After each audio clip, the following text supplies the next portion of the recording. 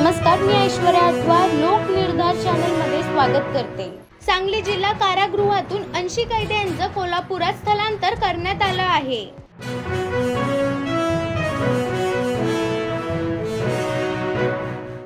खडकवासल्यातून पाणी सोडण्याआधी नागरिकांना सतर्क करणं गरजेचं होतं, मुरलीधर मोहोळ यांचं वक्तव्य।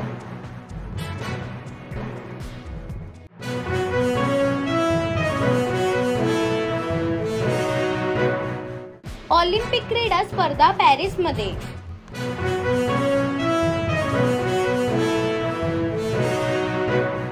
पुण्यासह परिसरात आज पावसाने विश्रांती घेतली आहे, त्यामुळे नागरिकांना दिलासा मिळाला आहे।